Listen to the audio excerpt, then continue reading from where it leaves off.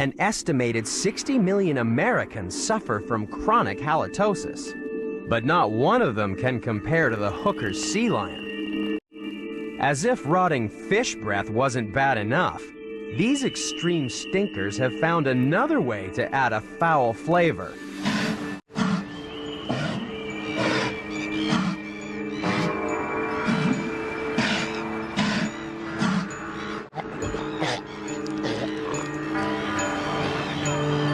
Throwing up is the perfect way to get rid of those indigestible fishy leftovers and to add the aroma of vomit to an already putrid breath.